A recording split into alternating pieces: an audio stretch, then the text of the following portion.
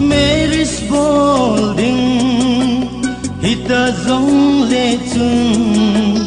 kalung set na in na hin hian zo ko lam leng zi a gam vang la zong le ko kip kano me no mai len la su le zo lo ding ka hi tai ka sei na khang ta hi lo hang ken the ke da la hoi lam zon ding a ji ding nahi ta o chol hanu ken the ke da la hoi lam zon ding a ji ding nahi ta o chol hanu lungin ban ka gel si ta san ka dong zo boy lungin ban ka gel si ta san ka dong zo boy Mary's Bolding hita zong le chung kalung set na in na hin hian zo ko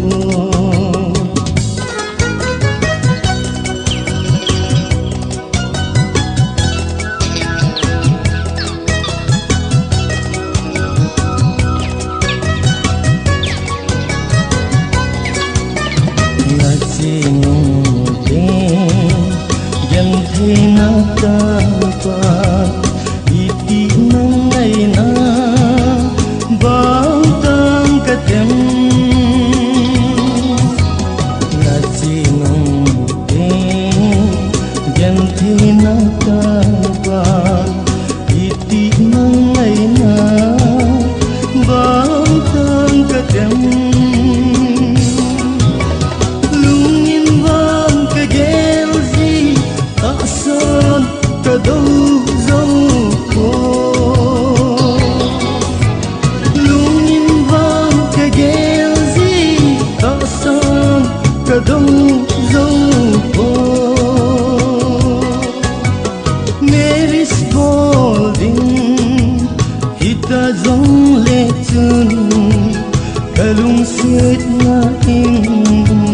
na hin hian zo ko lam leng zi a gam vang la zong le ko kip kano me no mai len la su le zo lo ding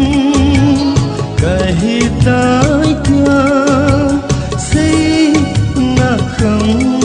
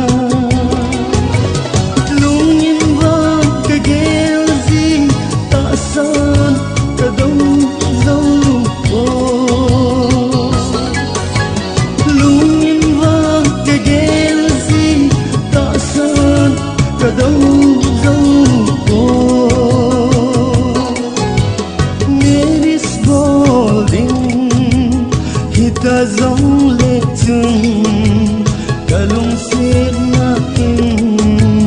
này hình hiên dâu cô thu lâm lên gì gầm vang lá dòng lệ câu kiếp gắn ôm mê nô